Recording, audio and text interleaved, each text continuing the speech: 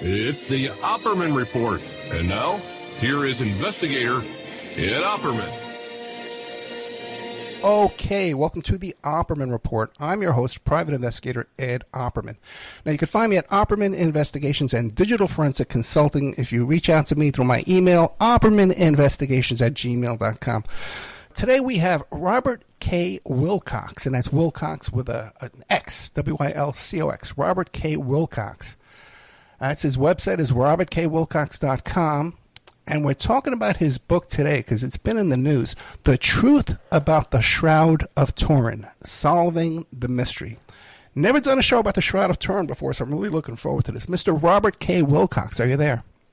I'm there. Thank you, Ed. Thank you so much, and thank you for making a good connection for us here. Yeah. Before we get into your book, The Truth About Shroud of Turin, Solving the Mystery, tell us about yourself. Who is Robert K. Wilcox? Well, I'm an author, a writer. I'm really a journalist. That's what I started out as. I was, after I graduated from journalism school, I went to work for the Miami News. I became the religion editor after being a year of crime reporting, which you had to get out of or you'd really lose your mind. So I went to religion, and we'd had a little old lady religion editor, and I thought, hey, religion's really good if you treat it like a real subject. And I took that over, and I was lucky. I was voted the best religion editor in the nation when I was at the Miami News. But really and truthfully, I guess what was going on was I wanted to be a real writer and write books. So I'm now writing my 15th book, and it's been on all different subjects. I'm well known in military especially, but Shroud was my first book, and it was because I'd written a bunch of articles on the Shroud of Turin. At the time that I did this, nobody knew anything about the Shroud of Turin. This was back in the 70s, and I mean, a few people knew it around, just a few. But it was not. It had none of the cachet today that it does. I mean, I was just looking on the internet. There's so much written about the Shroud of Turin. When I wrote it, nobody had even heard of it, except in Italy, Turin, Italy, where it was kept, and then there were a few aficionados, I would call them, around America who had studied the Shroud and thought it was the burial cloth of Jesus. But when I first heard that, the burial cloth of Jesus, why, here I'm a religion editor. I'd never heard anything like that. All I knew were, we have our faith and so on. But so I was able to talk my editor into sending me over there, and I came back with a bunch of articles, and that really allowed me to, or attracted Macmillan to publish my first book on the Shroud. And now I've written a second book on the Shroud, and the reason was in the 80s there was a big controversy about the Shroud, and some scientists. But before we get into that, let me ask you a quick question, because you said you became the religious editor or religion editor in Miami. Was that because of your personal faith? Because when I look at your books, these are the only books about faith. The only two books are about the Shroud of Turin about faith. The others are about the target, the assassination of Patton, George S. Patton, and other target JFK, the spy who killed Kennedy. So varied interests. Were you a person of faith? No, I am, but at that time that had nothing to do with it. The reason I became the religion editor was I'd been a crime reporter for the news, and I wanted to get out of crime because it knocks you down. And there was we'd had a religion editor who was religious, and I felt, hey, you don't want to be religious when you're religion editor. You want to be a regular writer, a reporter, telling just both sides. And I thought I could change that, and I did. As I said, I won what was called the Supple Memorial Award, even against the New York Times religion editor, as the best, because when you really get into religion, I mean, that's where we came from. That's the very heart of great stories and so on. And I tried to reflect that in my coverage as a religion editor. And when you went, you were the religious editor? No, I wasn't religious. I was the religion editor, and I tried to cover all religions. I have to say now, after 80 years of life, I am religious, but I believe that the shroud shows the burial cloth of Jesus. But at that time, I was not, and I hope I answered your question, but I took that job just because it was the only thing I could get that I could step up and get out of crime reporting. And, you know, you say you're about 80, so you're about 15 years, you got about 15 years on me.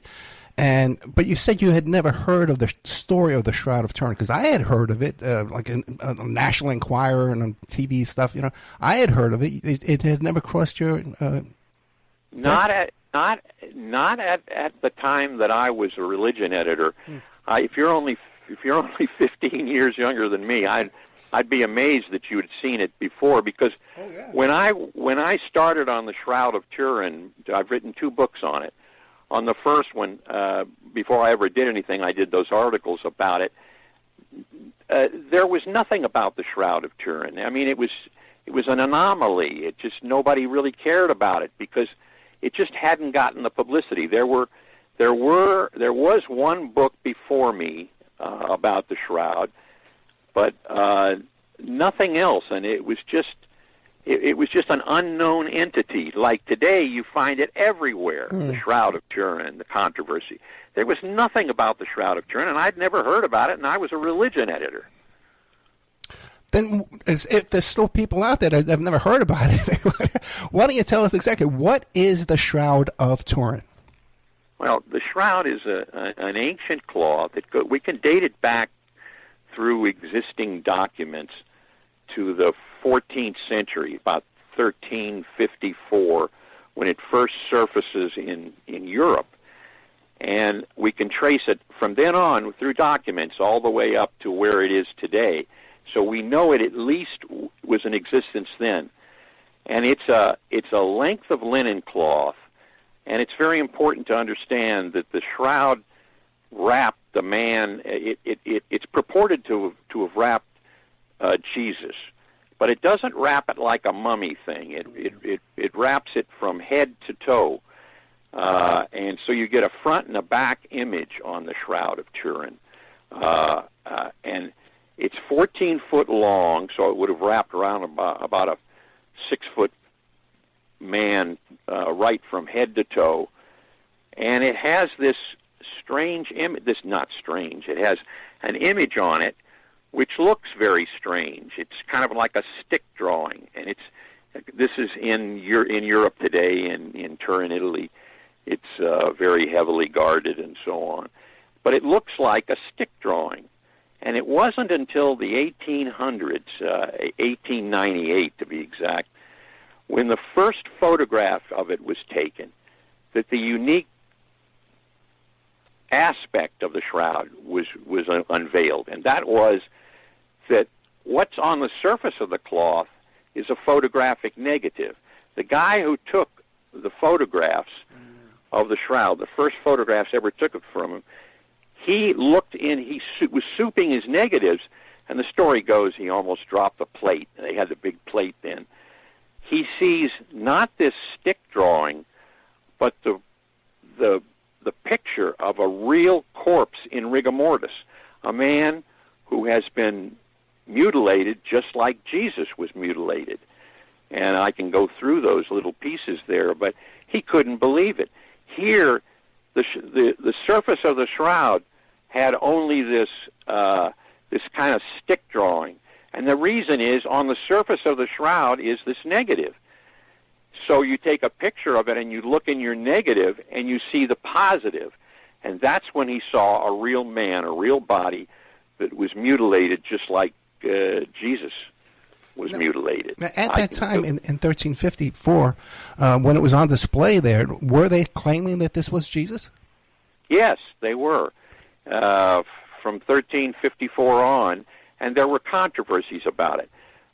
It first surfaced in the in the house of a knight, a crusader knight, who had come back from the Crusades, and his name was Godfrey de Charny, and he brought it out, and he had been a member of the Templars. I don't know if you've ever heard of the Templars. I've heard of basic common knowledge, Knights of Templar, sure.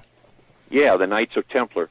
Well, there's a story that they venerated this body that they had, and so on, and he said it was the burial cloth of Jesus. But there were prelates, religious people, who said, no, it's a painted fake, and it kind of put it down for that reason. But to say it's a painted fake is absurdity. There is no paint on the shroud, other than paint that may have gotten on it from its travels from what I would say would be Israel all the way to Turin, Italy. So it was knocked immediately by a prelate there who said, no, it's a painted fake, don't believe it. He didn't care. He kept it that way, and the King of Italy bought it eventually, and that's how it got to Italy. But the chain of custody prior to 1354, what do we know about that? From 1 AD, to 1300 years. What do we know about that chain of custody? Well, you can make a pretty good history for it, and I'll go through it. Yeah. In the tomb, in John 20, I think it's called. It says that they rushed into the tomb. Now, the ladies had been there, but they went and got the other guys, and John comes rushing in, and it says he saw and believed. Well, what did he see? What did he believe? I think, and this is just a sort of an aside for me to say this, I think he saw the cocoon. The shroud was not unwrapped. It was vacant. There was nothing in it, and it was like a deflated cocoon down there. That's what I think that means. But in any case, the early Christians picked it up, as they would have, this is their Savior's burial cloth, took it with them, and the stories go, and you can find this out, that they go north to Edessa, Syria, and they are persecuted in the first century on for 3 years. For 3 centuries, early Christians were persecuted. And in 524, I think it was, we found, not we, but what is called the image of Edessa was found there, and it's purported to be the burial cloth of Christ. And this image, it's interesting to note that up until this 534 or 24 when it was found, the image of Jesus on all kinds of writings and so on was of a young man, a young boy, clean-shaven. But from the time that the image of Edessa was proclaimed, what had happened is Edessa had been ruined by a flood, and they found this image, this cloth picture, inside of a building that they were rehabilitating, and they pulled it out, and they called it the image of Edessa of Jesus. And from then on, the picture of Jesus changed from being a young man to the same face that you see now in the Shroud of Turin, with the long hair, the beard, the truncated mustache. And so that's a big factor, I think, to show that was the Shroud of Turin, because it looks like that. And you can find books that have numerous pictures of how it changed, how the picture of Jesus changed. Anyway, they pulled it out of the wall, and this was in 524 A.D., and it became known as the image of Edessa, this long-haired, bearded Jesus that we see in the Shroud of Turin. And there was a lot of strife going on at that time, and they moved it to Constantinople, Istanbul now today, and 944. And the image of Edessa was taken out every week, and they exonerated it and said it's Jesus, and in 1204 the Crusaders came there. There was some problem between the Crusaders and the Middle Easterners there, and the Templars came, and the shroud, or the image of Edessa, was stolen, taken away. This is in 1204. And nobody knows what happened to it until it surfaces in the possession of Godfrey de Charny in 1354, which is where we can now say there's a documented history all the way up. Now, this Gottfried fellow, was he like a high-ranking knight? Cause you got to be like a big shot to get a hold of this thing, right? He was. Well, yeah. I don't know. The Templars themselves, must have had a bunch of rankings and so on. Yeah. But he was a big shot there. He was one of the leaders of them, and it's a relative of his who brings it out in 1354. The same name, Godfrey de Charny, but he was a son, or I'm not sure. I can't remember what he was at that time. No, but you're convinced that this image of Odessa is the exact same cloth as what we know now of as the Shroud of Turin. Well, all of the indications are the same. They show you the picture. If you go to history books and look at the image of Edessa, you see the shroud face. It's a long face with long hair around it and blood stains, and they exonerated it. So yes, anyone who studies it feels that way. Now, what about, wasn't there a pattern of forgeries around this time of historic relics and things? Well, I suppose there were.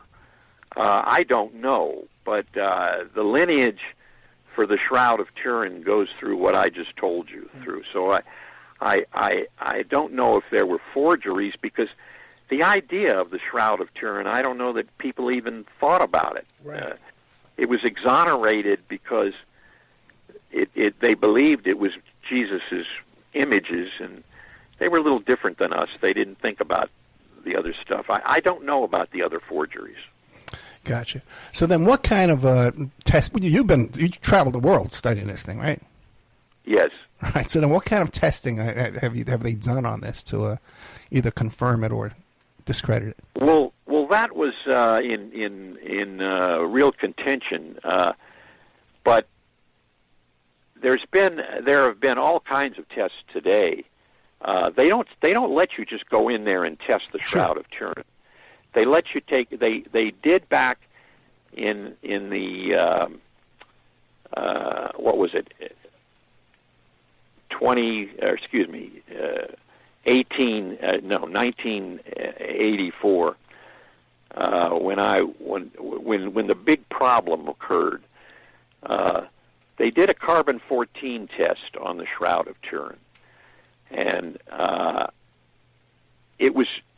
they got a piece of it surreptitiously. Several people did. They cut a piece off of the very, very tip of the end of the Shroud of Turin, and it showed a carbon-14 test of right around the 14th century. And I'll tell you right then, I thought, wow, I have been duped. I'd written a book, my first book on it, and it's a problem. But as it developed, it turned out that they had taken a piece of the shroud that was at the very tip of it, and it had been it was a patch that had been done to the shroud. The shroud went through a fire in the 1500s, and in those days they had people who could repair a shroud like this so well that you couldn't tell the difference. and they had what these people who had said that it was a fake from the 14th century. What they'd done is tested through carbon-14 the patch that was made there in the 15th century. Excuse me, in the 14th century. So naturally, it would say 14th century, and it took us several years for this to come out. But some other scientists, and now today it's well established, that was, they first of all took that patch when they shouldn't have, and second of all, they took a patch that had been sewed into the shroud, and it was, in fact, a 14th century patch. So that's where they got that wrong. So eventually, all of that has come to pass. And for instance, for myself, that's why I did the second book, was because now I knew that was not the death knell for the shroud. But has there been testing done that proves that it's older than the 13th century? Yes, there has been. Okay. And I can't tell you exactly. There are several people who have done tests, and they've tested particles on the shroud. They've tested the threads, and those threads have come out at 2,000 years old. This is I haven't got the exact information on that, but it's readily available. Now, who's in control of it right now? Is the Catholic Church in charge of it right now? Yes. Well, they got all this money in the world. Why wouldn't they do definitive testing? Here it is. Like roll out the lab. You know what I mean? And why not? Why aren't they doing that now today? I can't answer that question, why they haven't done that, except to say that there were people in the Catholic Church who didn't believe it, and they didn't want to have it done, and they didn't want to have the tests. And finally, now, where it looks overwhelmingly to be real, the Church has the attitude of you don't have to believe it if you don't believe it. We do, and that seems to be their attitude right now. But I think when they believe that there is a definitive test that doesn't destroy the cloth, you can only take a small amount, and isn't going to interfere with the image, they'll let it happen. And that's what I'm hearing. Now, a couple of questions.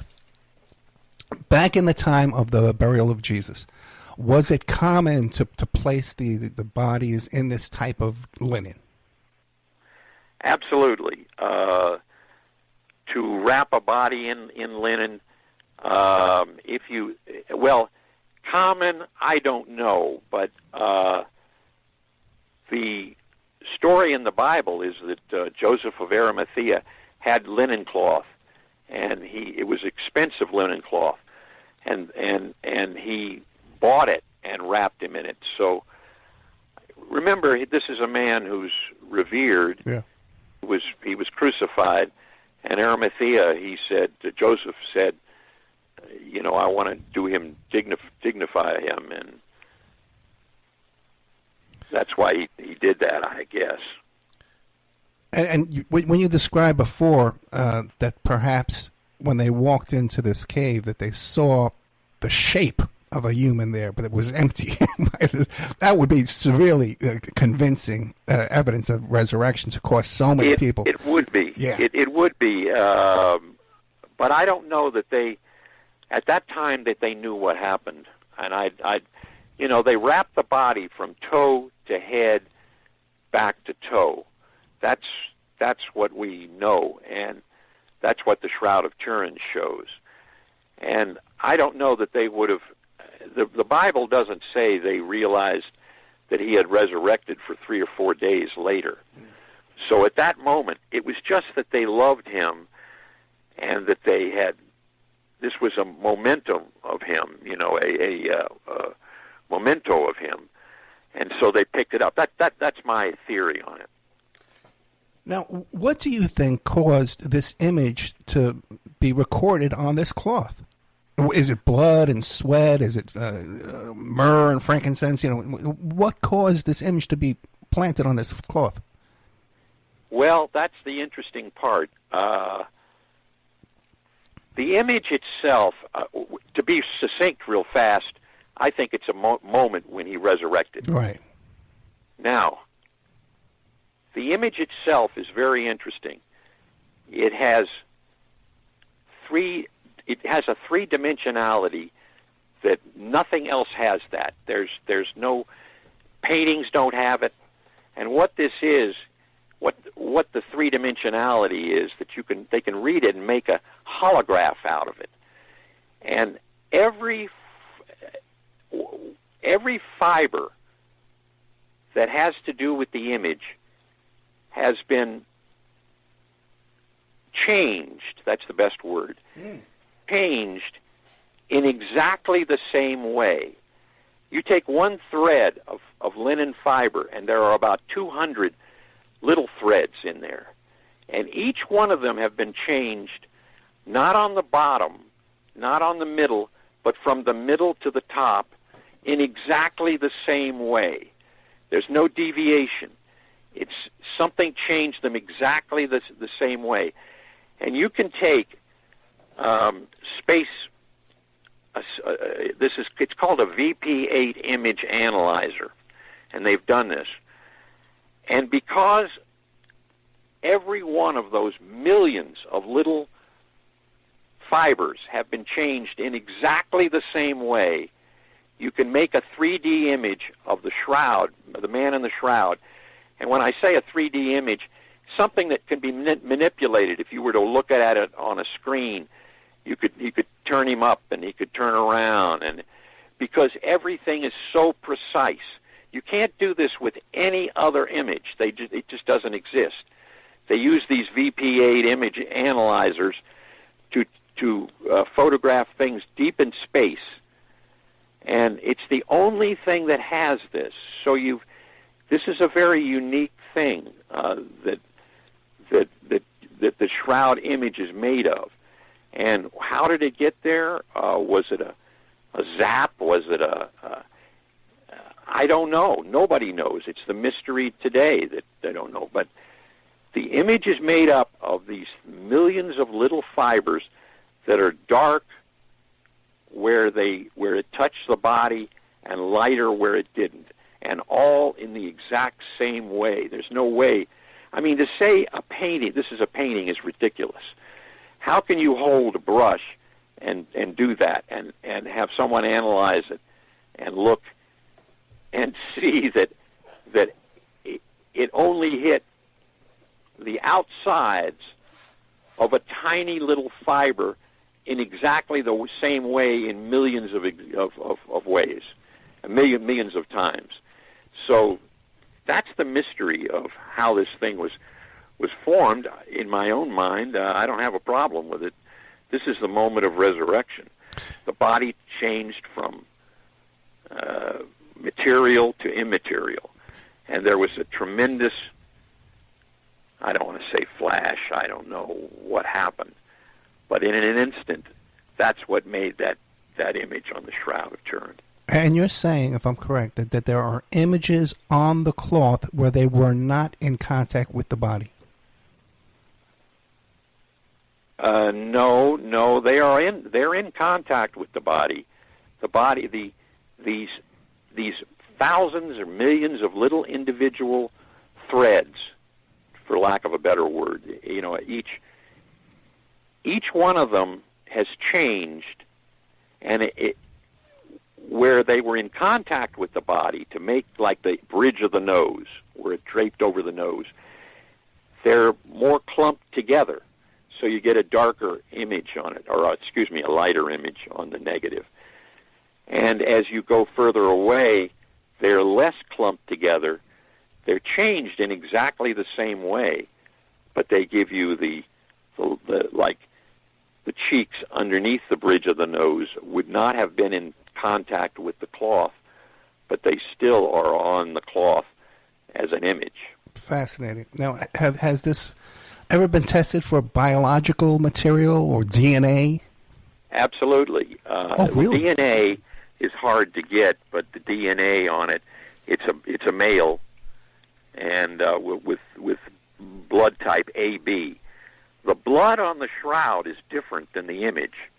The blood on the shroud came before that. It dried and hardened and so on all over the shroud. And you can see all the different places where the blood came from there. For instance, on the head of the man in the shroud, there's blood stains coming down from it. Interestingly enough, it's not the crown of thorns that we see on most pictures of Jesus. It's a caplet. It's all from the top, and that is very Middle Eastern-like. So it's a deviation of history to do that. Yeah, I'm looking at the picture. If I go on, the man in the shroud is flogged and beaten, and they've actually seen that the gouges that hit him are from a Roman flagrum. They match that exactly. They had lead and dog bones in them. This is speculation by people who knew what the Romans used and the reason and the way it flipped out the flesh. He has a swollen cheek and nose. I'm going down a picture that I'm looking at right now. There's a shoulder bruise where he must have carried the cross. One of the deviations of traditional pictures of Jesus is that the nails are not in the hands or the palms. The nails are in the wrists, and it turns out, and they've tried to crucify corpses and found this out.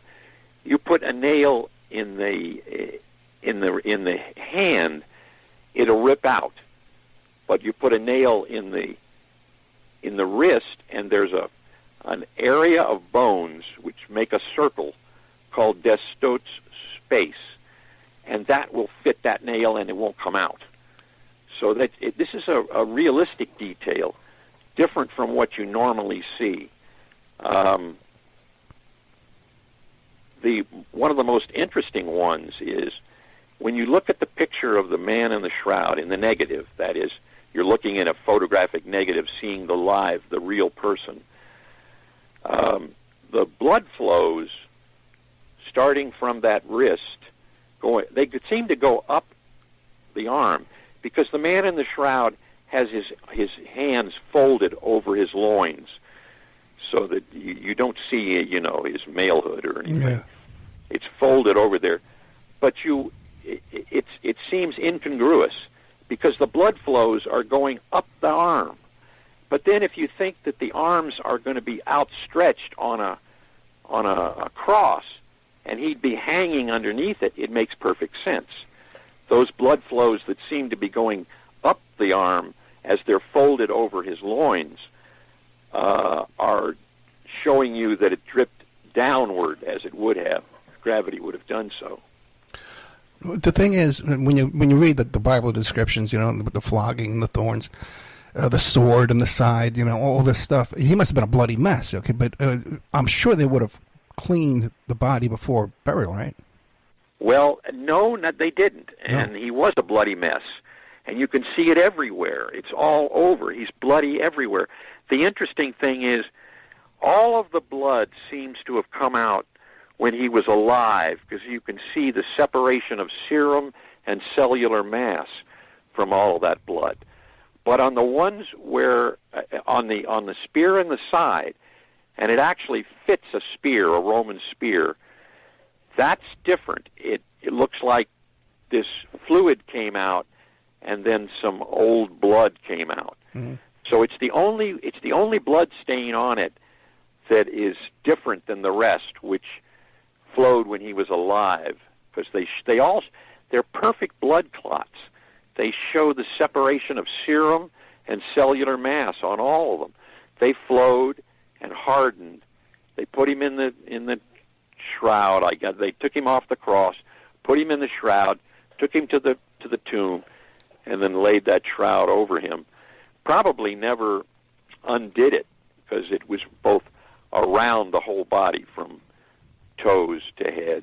Yeah, that's right. There's no signs of it being unwrapped or anything like that, right? This is not at all. Yeah. Not at all.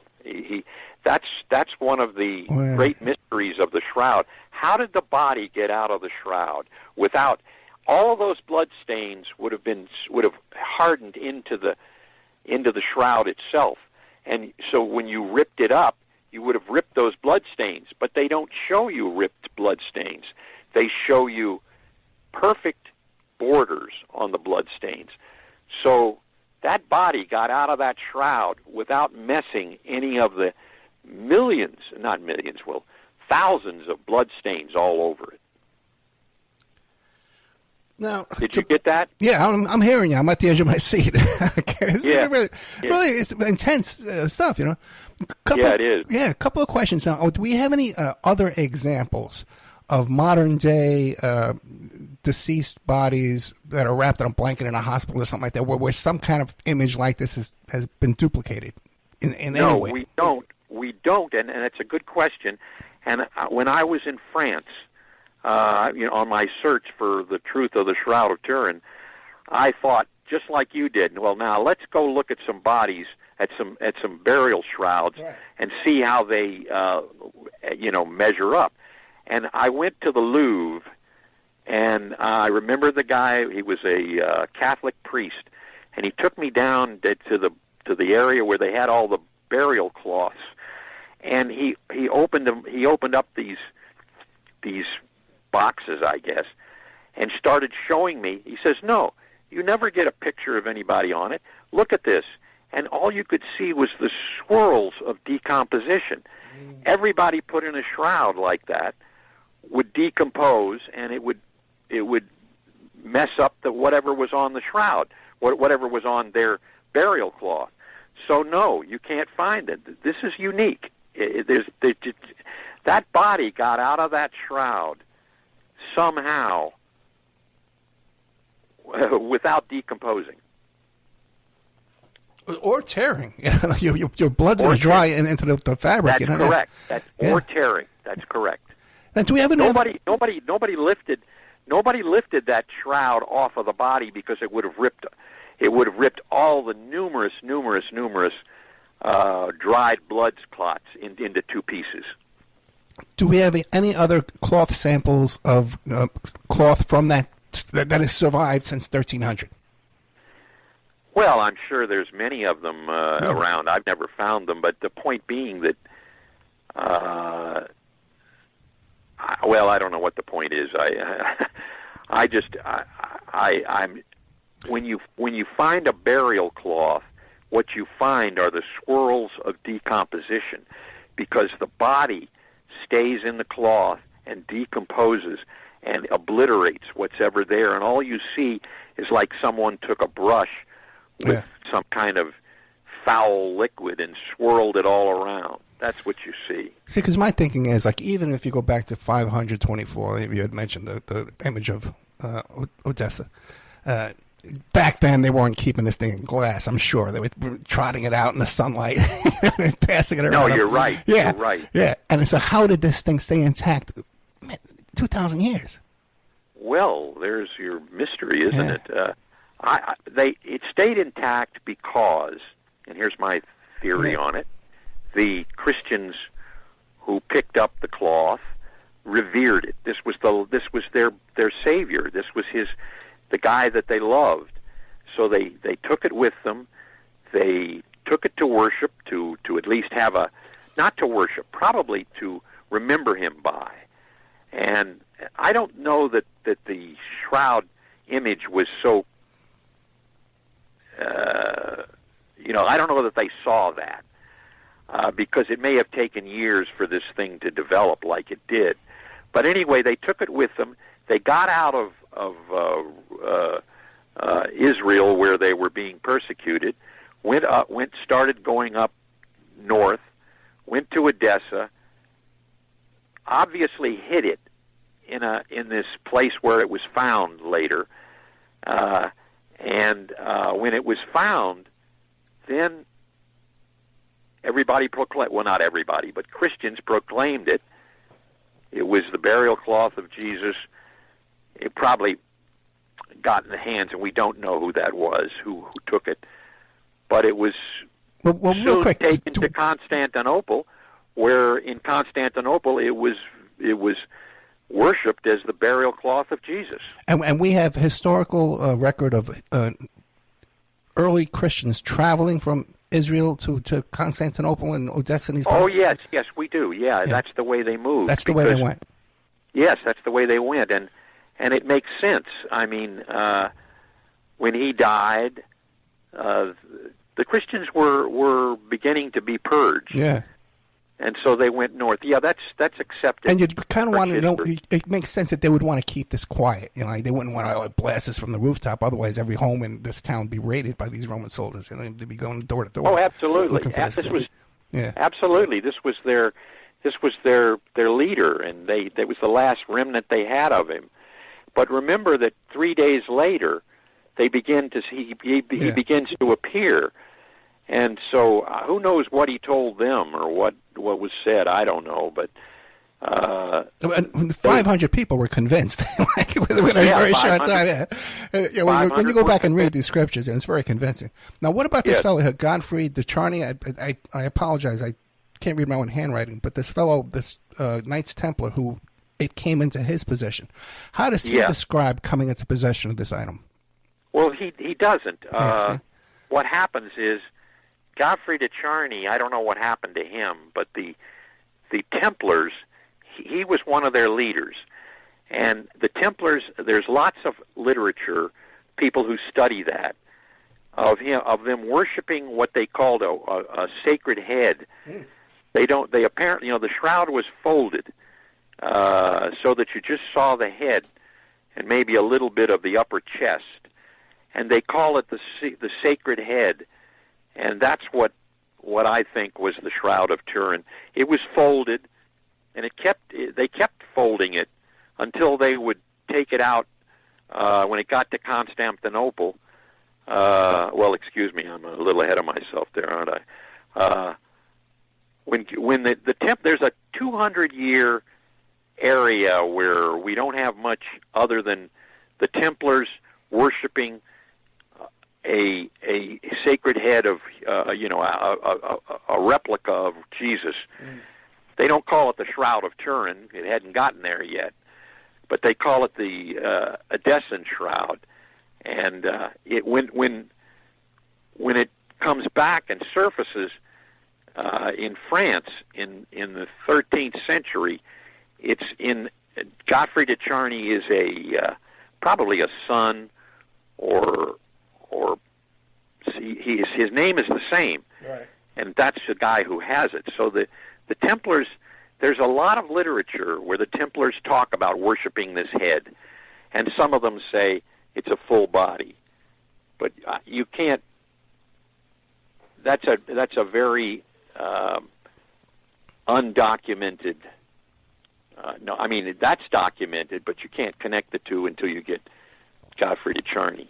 But now you say they were worshiping this head, this portion of the shroud that was folded up.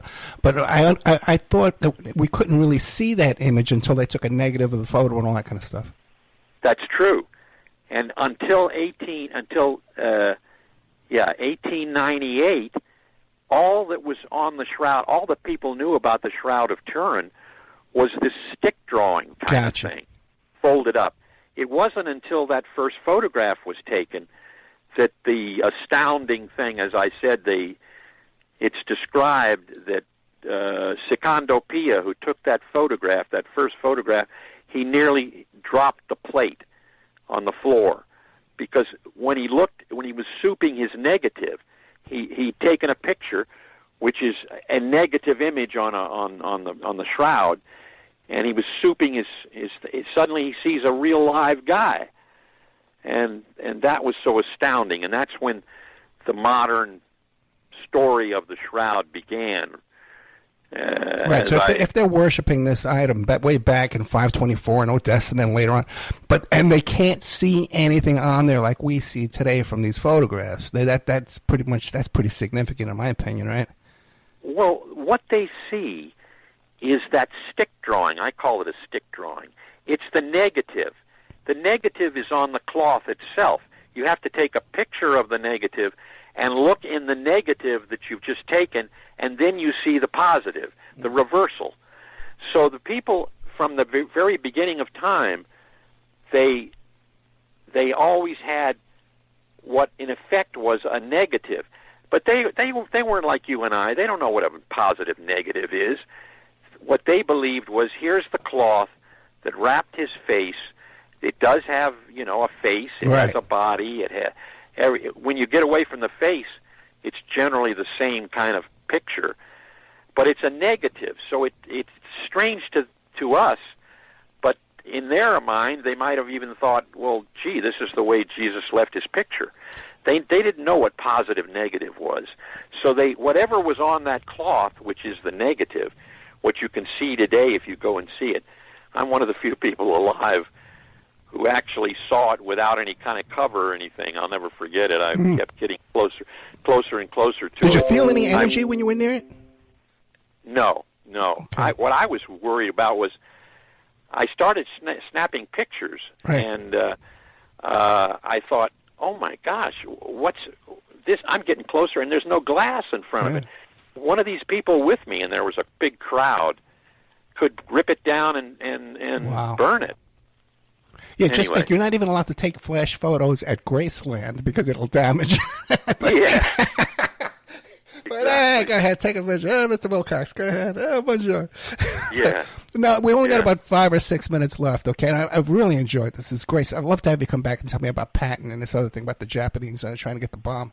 We'll do it. Recent books. And even the JFK one you wrote. Great stuff here. But now, so I hate to do this at the end of the show, but devil's advocate. Who are the guys who are saying that this thing is a forgery? What are they saying? What's the devil's advocate on this topic? There's only, when you go to anybody who has studied it, with the exception of with 3 people about, and I would say it would be 500 to 3. They all are mesmerized by these facts that we've been talking about. There's no way to explain them. If you just look at the picture of the negative of the Shroud of Turin that shows the positive, there's no way to explain it.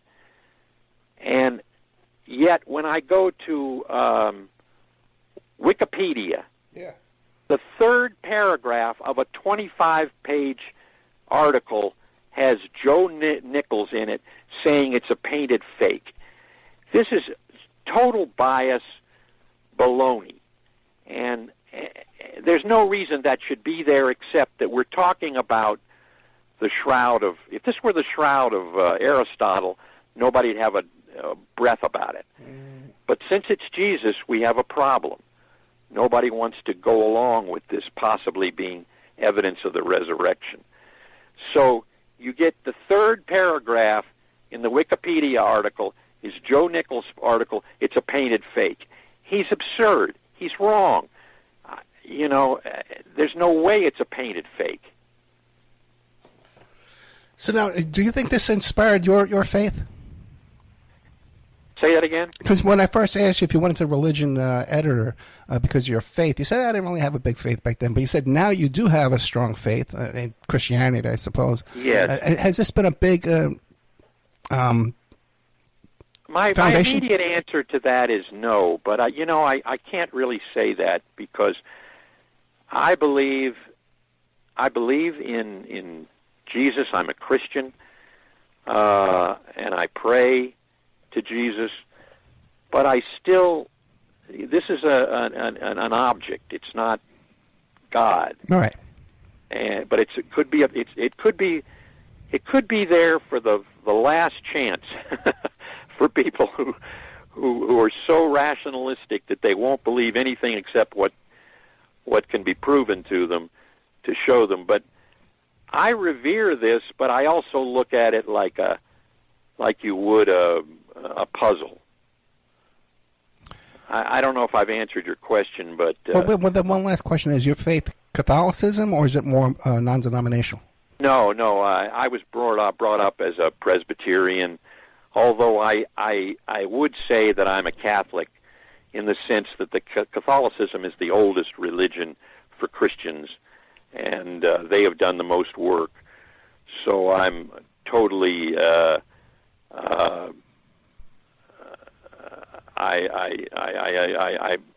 I endorse Catholicism in that sense, that it's the oldest religion, the oldest Christian religion, and it goes back the farthest. So I'm a Christian, but I was brought up as a Presbyterian. I got you. I started out Catholic, then I became Pentecostal, non-denominational. Assemblies of God for a while, but then mostly non-denominational, Pentecostal. Robert K. Wilcox is our guest today, and we've been talking about his book, The Truth About the Shroud of Turin, Solving the Mystery. And it's the second of two books he's written about the Shroud of Turin. But if you go to his Amazon page or his website, robertkwilcox.com, he's written many, many books, a lot of World War II stuff. The Target Patent, the plot to assassinate General George S. Patton. Another one here, Target JFK, the spy who killed Kennedy. I'd love to hear about that. Great stuff here from our guest, Mr. Robert K. Wilcox. What would you like to leave us with before we go?